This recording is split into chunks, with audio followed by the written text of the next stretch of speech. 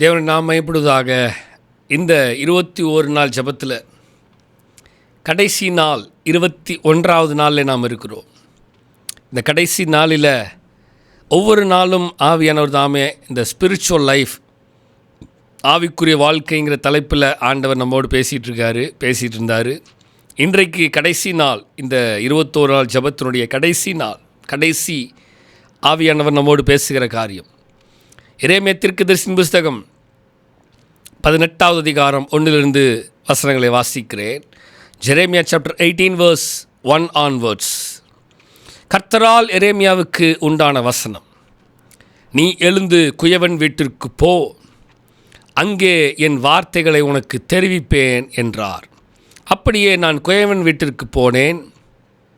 இதோ அவன் திரிகையிலே வளைத்து கொண்டிருந்தான். குயவன் வணைந்து கொண்டிருந்த மண்பாண்டம் அவன் கையிலே கெட்டு போயிற்று. அப்பொழுது அதை திருத்தமாய் செய்யும்படிக்கு தன் பார்வைக்கு சரியாய் கண்டபடி குயவன் அதை திரும்ப வேறே பாண்டமாக வணைந்தான். அப்பொழுது கர்த்தருடைய வார்த்தை எனக்கு உண்டாகி, அவர், இஸ்ரவேல் குடும்பத்தாரே, இந்த குயவன் செய்தது போல நான் உங்களுக்கு செய்யக்கூடாதோ என்று கர்த்தர் சொல்லுகிறார். இதோ இஸ்ரவேல் வீட்டாரே, களிமண் குயவன் கையில் இருக்கிறது போல நீங்கள் என் கையில் இருக்கிறீர்கள். பிடுங்குவேன், இடிப்பேன், அழிப்பேன் என்று நான் ஒரு ஜாதிக்கு விரோதமாகவும் ஒரு ராஜ்யத்துக்கு விரோதமாகவும் சொன்ன மாத்திரத்தில், நான் விரோதமாய் பேசின அந்த ஜாதியார் தங்கள் தீங்கை விட்டு திரும்பினால், நானும் அவர்களுக்கு செய்ய நினைத்த தீங்கை செய்யாதபடிக்கு மனம் மாறுவேன், கட்டுவேன், நாட்டுவேன் என்றும் ஒரு ஜாதியையும் ஒரு ராஜ்யத்தையும் குறித்து நான் சொல்லுகிறதும் உண்டு.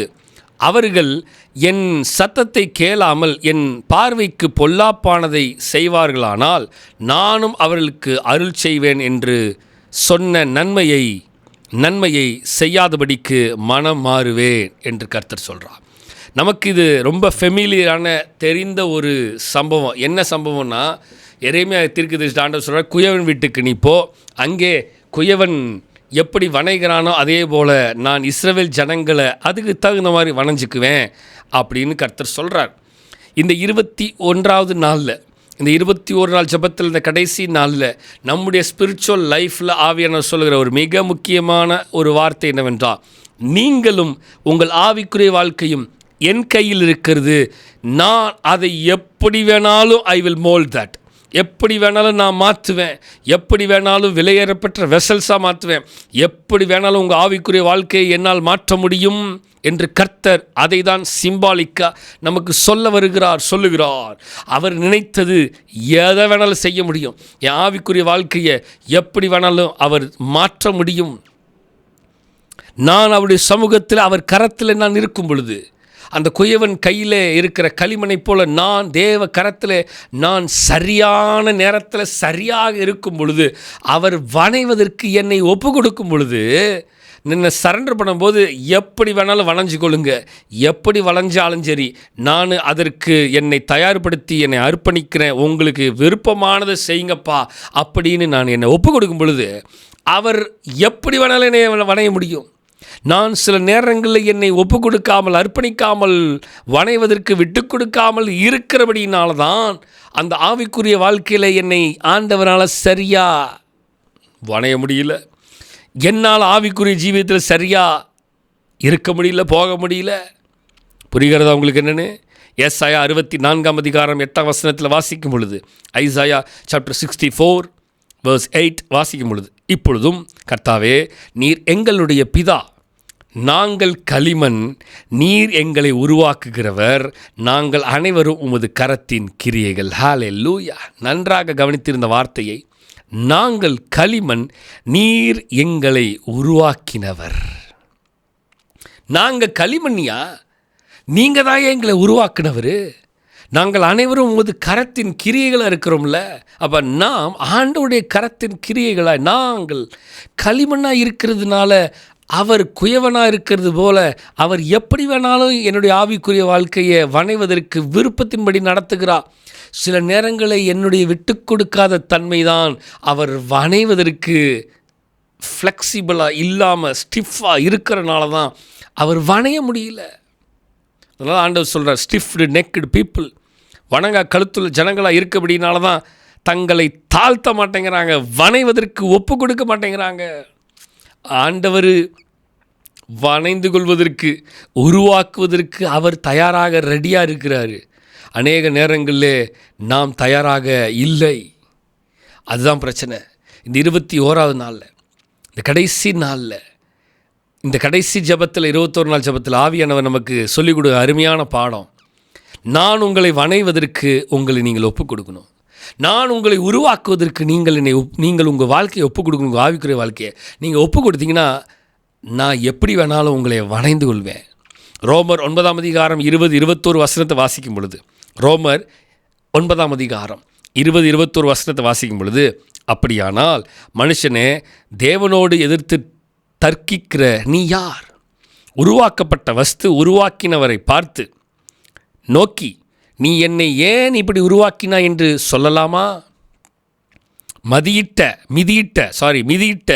ஒரே களிமண்ணினாலே குயவன் ஒரு பாத்திரத்தை கனமான காரியத்திற்கும் ஒரு பாத்திரத்தை கனவீனமான காரியத்திற்கும் பண்ணுகிறதற்கு மண்ணின் மேல் அவனுக்கு அதிகாரம் இல்லையோ? வார்த்தையை கவனித்தீர்களா? உருவாக்கப்பட்ட வஸ்து உருவாக்கினவரை பார்த்து, என்னையா இப்படி வச்சுருக்கிறீங்க? என் ஆவிக்குரிய வாழ்க்கை என்ன இப்படி இருக்குது? என்ன இப்படி இருக்கிறேன் நான்? என் லைஃப் இப்படியே இருக்குது. நான் அந்த சர்ச்சுக்கு போகிறேன், ஜோம் பண்ணுறேன், எல்லாம் பண்ணுறேன். ஆனாலும் ஆண்டவருடைய வார்த்தை கவனிச்சிங்களா? மிதியிட்ட ஒரே களிமண்ணினாலே குயவன் ஒரு பாத்திரத்தை கனமான காரியத்துக்கும் ஒரு பாத்திரத்தை கனவீனமான காரியத்துக்கும் பண்ணுகிறதுக்கு மண்ணின் மேல் அவனுக்கு அதிகாரம் இல்லையோ? சகல அதிகாரமும் அவருக்கு என்மேல் இருக்கிறது. அவர் என்னை எப்படி வணையணும்னு நினச்சிருக்கிறாரோ அப்படி நிச்சயமாக என்னை வணைஞ்சு கொள்வார். அவர் வளைவதற்கு நான் என்னை ஒப்பு கொடுத்தேன்னா நான் கனமுள்ள பாத்திரமாக வணைந்து கொள்ளப்படுவேன். அவர் என்னை உருவாக்கப்படுவதற்கு நான் என்னை சரியாக ஒப்பு கொடுக்கவில்லை என்றால் கண்டிப்பாக அங்கே சரியான பாத்திரமாக உருவாக்கப்பட முடியாது. நம்முடைய வாழ்க்கையை, நம்ம ஆவிக்குரிய வாழ்க்கையை நம்ம சரியாக ஒப்பு கொடுக்காம சரியானதை தேவன் வணைய வேண்டும் என்று நினைத்தால் வணைய முடியாது. அதை உருவாக்க முடியாது. உருவாக்கப்படுகிறதற்கு சில விஷயங்கள் ஒப்பு கொடுத்தால் மாத்திரமே உருவாக்கப்பட முடியும். யோபு 10ஆம் அதிகாரம் 8-13 வசனத்தை வாசிக்கும் பொழுது அந்த வார்த்தையை கவனிங்க. உம்முடைய கரங்கள் என்னையும் எனக்குரிய எல்லாவற்றையும் உருவாக்கி படைத்திருந்தும். என்ன சொல்கிறாரு? உம்முடைய கரங்கள் என்னையும் எனக்குரிய எல்லாவற்றையும் உருவாக்கி படைத்திருந்தும் என்னை நிர்மூலமாக்கினீர், களிமண் போல என்னை உருவாக்கினீர் என்பதையும் என்னை திரும்ப தூளாக போக பண்ணுவீர் என்பதையும் நினைத்தருளும். நீர் என்னை பால் போல் வார்த்து தயிர் போல் உறைய பண்ணினீர் அல்லவோ? தோலையும் சதையையும் எனக்கு தரித்து எலும்புகளாலும் நரம்புகளாலும் என்னை இசைத்தீர். எனக்கு ஜீவனை தந்ததும் அல்லாமல் தயவையும் எனக்கு பாராட்டினீர். உம்முடைய பராமரிப்பு என் ஆவியை காப்பாற்றினது. இவைகள் உம்முடைய உள்ளத்தில் மறைந்திருந்தாலும் இது உமக்குள் இருக்கிறது என்று அறிவே. த சீக்ரெட்ஸ் என்னங்கிறது எனக்கு ஆண்டவரே நன்றாக தெரியுப்பா. நீங்கள் எப்படியெல்லாம் என்னை உருவாக்குவீங்க, எப்படியெல்லாம் என்னை வணைஞ்சு கொள்வீங்கிறது எனக்கு தெரியும்ப்பா அப்படிங்கிறது யோபு ரொம்ப அழகாக சொல்கிறார். அழகான வார்த்தை கவனித்தீர்களா?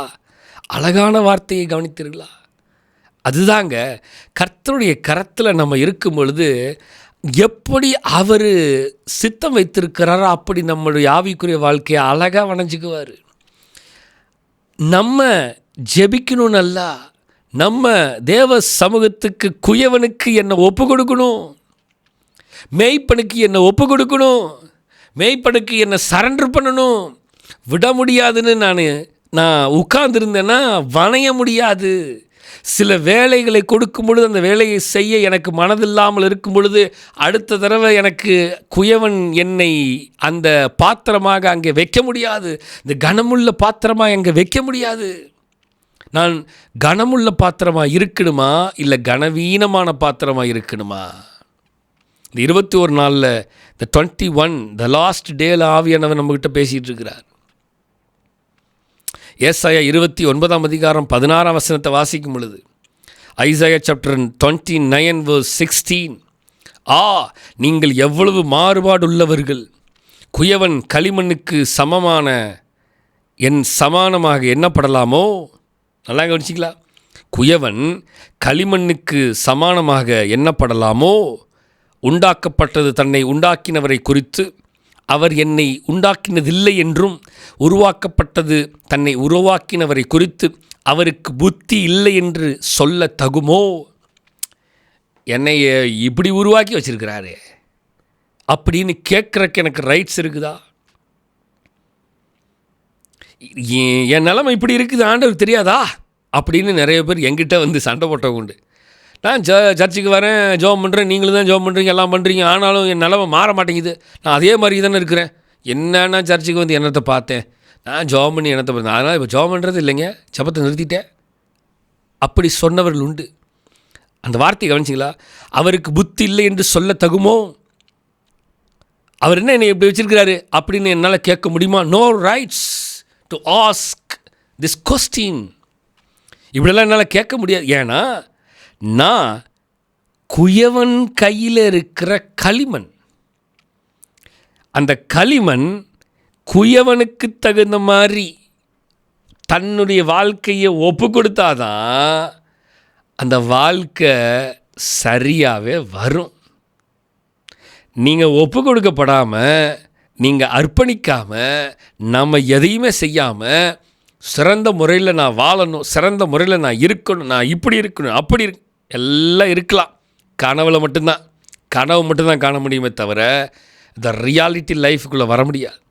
இந்த ரியாலிட்டி ஸ்பிரிச்சுவல் ரிலமில் வர முடியாது. அந்த ஸ்பிரிச்சுவல் ரிலமில் நம்ம வரணும், இருக்கணும்னா இந்த குயவன் கையில் இருக்கிற களிமண்ணை போல நாம் தேவ கரத்திலே நம்மை நாமே முழுமையாக அர்ப்பணித்து, நம்ம ஒப்பு கொடுத்து, நம்ம தாழ்த்தி, நீங்கள் என்ன செய்ய சித்தமாக இருக்கிறீங்களோ அதை செய்யுங்கப்பா, நீங்கள் என்ன செய்ய சித்தமாக இருக்கிறீங்களோ அதை செய்யுங்கப்பா, நீங்கள் என்ன செய்ய சித்தமாக இருக்கிறீங்களோ அதை செய்யுங்கப்பான்னு நம்ம ஒப்பு கொடுக்காம எதுவும் நடக்கவே நடக்காது.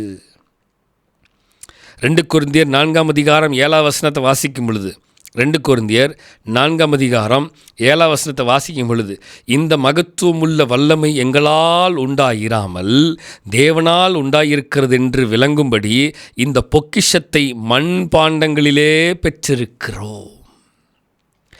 இந்த பொக்கிஷத்தை மண்பாண்டங்களிலே பெற்றிருக்கிறோம். எப்படி? இந்த மகத்துவமுள்ள வல்லமை எங்களால் உண்டாயிராமல் தேவனால் உண்டாயிருக்கிறது என்று விளங்கும்படி.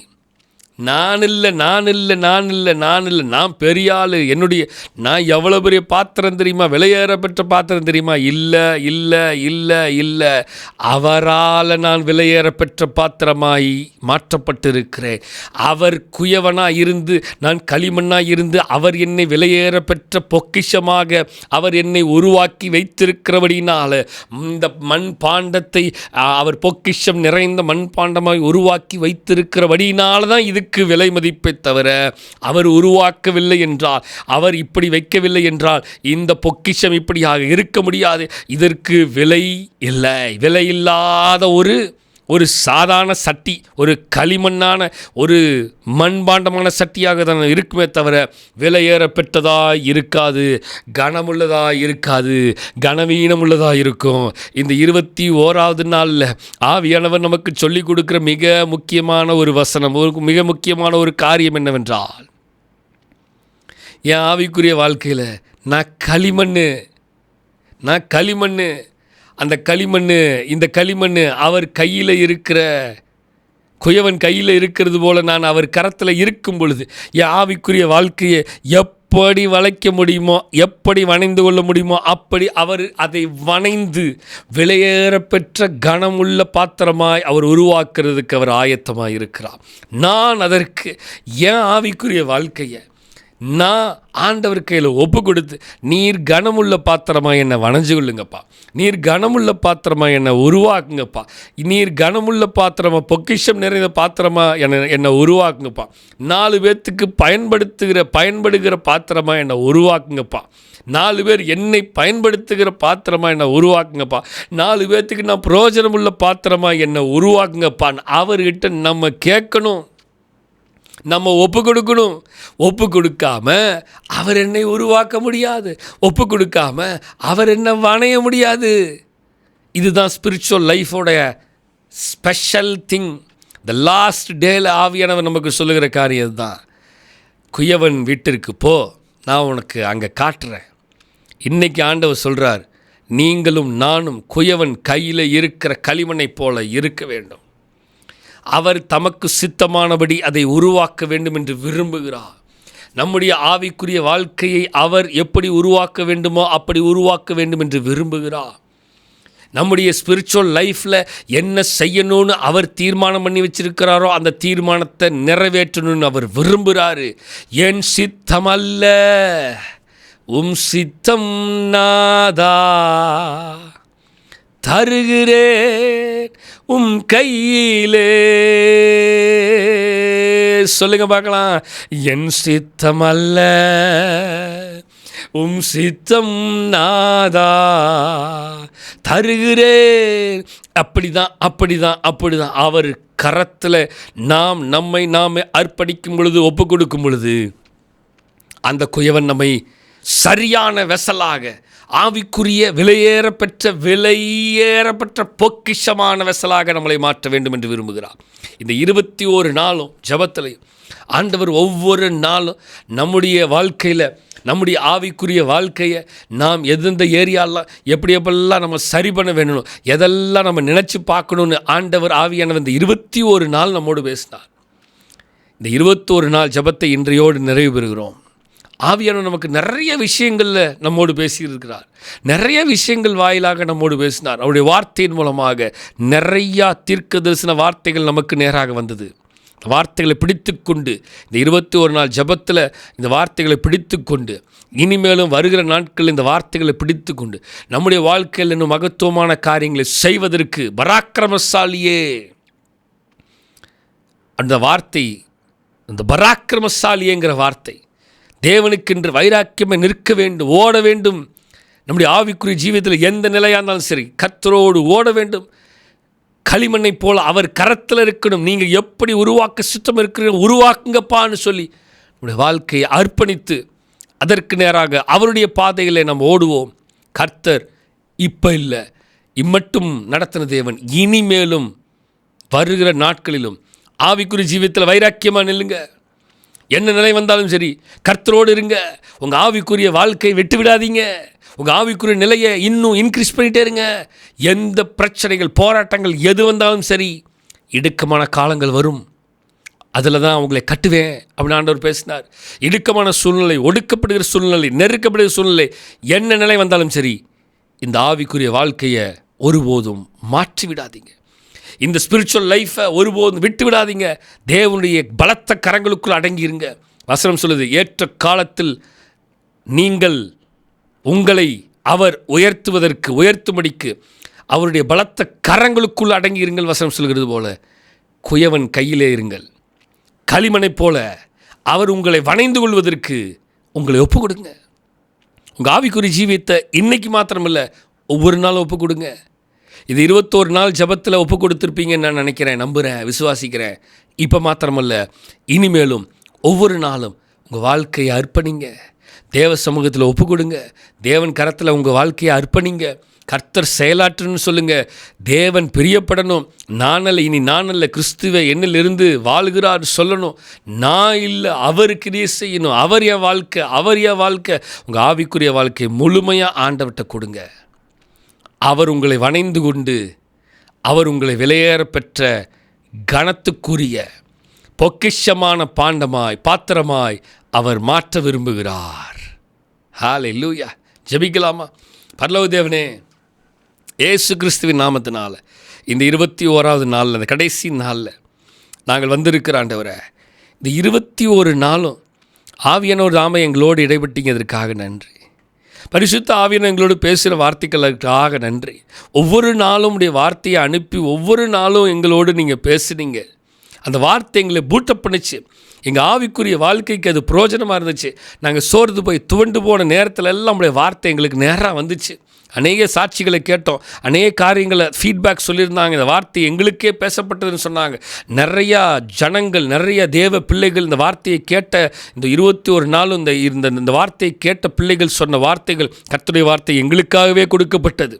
கர்த்தருடைய வார்த்தை அப்படியே இந்த நாட்களுக்கு தகுந்த மாதிரி எங்களுக்கு வந்தது என்று அநேகர் சொன்னாங்க. அந்த வார்த்தைகளை கேட்டோம். இதோடு மாத்திரமல்ல, இந்த வார்த்தை தொடர்ந்து அவருடைய இருதயத்தில் தொழித்து கொண்டே இருப்பதாக. இந்த 21ஆவது நாளில், இந்த கடைசி நாளில் எப்படி குயவன் கையில் இருக்கிற களிமண்ணை போல ஆண்டவரே ஒவ்வொரு தேவ பிள்ளைகளும் உம்முடைய கரத்தில் இருக்கிறார்கள். நீர் அவருடைய சித்தத்தின்படியாக, நீர் உம்முடைய சித்தத்தின்படியாக அவருடைய வாழ்க்கையை எப்படியெல்லாம் வணங்க வேணுமா அப்படியெல்லாம் உருவாக்கி ஆவிக்குரிய ஜீவியத்தில் இன்னும் அதிகமாக அவங்கள வருகிற நாட்களில் நடத்தும்படியாக ஜெபிக்கிறப்பா.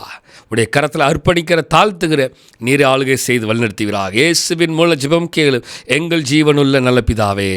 ஆமென், ஆமென், ஆமென், ஆமென், ஆமென். இந்த 21 நாட்களும் கர்த்தர் நம்மை நடத்தி வந்தா.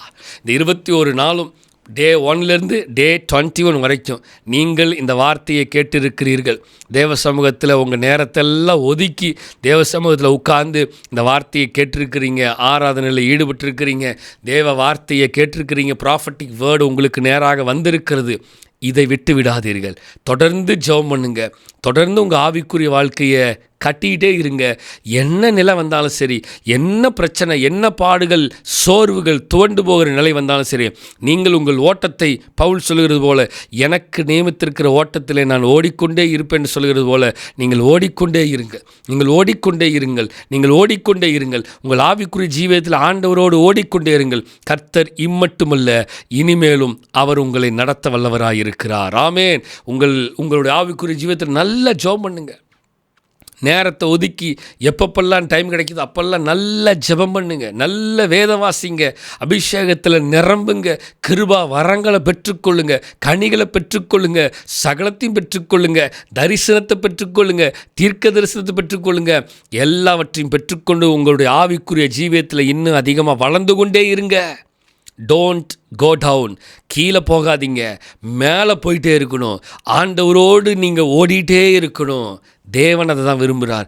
21 நாளும் ஆண்டவர் விரும்பின அந்த ஸ்பிரிச்சுவல் லைஃப்னு வார்த்தையும் அதுதான். ஆவிக்குரிய வாழ்க்கையின் வார்த்தையும் அதுதான் நமக்கு நேராக வந்தது. அந்த வார்த்தையின்படியே இன்னும் உங்களுடைய வருங்கால வாழ்க்கையை தேவனுக்குள்ளாக பலப்படுங்க. தேவனுக்குள்ளாக சீர்தூக்கி பாருங்க. கர்த்தர் இன்னும் அதிகமாய் உங்களை ஆசீர்வதிப்பாராக. God bless you. தொடர்ந்து ஆண்டவர் உங்களோடு உங்கள் வாழ்க்கையில், உங்கள் குடும்பத்தில், உங்கள் தனிப்பட்ட வாழ்க்கையில், உங்களுடைய கேரியரில், எல்லாத்துலேயும், உங்கள் ஃப்யூச்சரில் எல்லாத்துலேயும் கர்த்தர் இருந்து உங்களை நடத்துவாராக. ஆமென். நான் ஜெபித்து கொள்கிறேன் உங்களுக்காக. இந்த வார்த்தையை கேட்டுக்கொண்டிருக்கிற ஒவ்வொருத்தருக்காக ஜெபித்து கொண்டிருக்கிறேன். இந்த வார்த்தையை கேட்காத ஒவ்வொரு பிள்ளைகள் எங்கே இருந்தாலும், பிறகு கேட்கிறவர்களாக இருந்தாலும் சரி, எப்போ கேட்டாலும் சரி, உங்களுக்காக ஜெபித்து கொண்டே இருக்கிறோம். நானும் சபையும் பிள்ளைகளும் குடும்பமும் எல்லாரும் ஜெபிக்கிறோம். எல்லாரும் உங்களுக்காக ஜெபிப்போம். ஜெபித்து கொண்டே இருப்போம். ஆவியில பலப்படுங்கள். நீங்களும் ஜெபம் பண்ணுங்க. ஆவியில பலப்படுங்க. கர்த்தர் பெரிய காரியங்களை செய்வாராக. God bless you. கர்த்தர் உங்களை ஆசீர்வதிப்பாராக.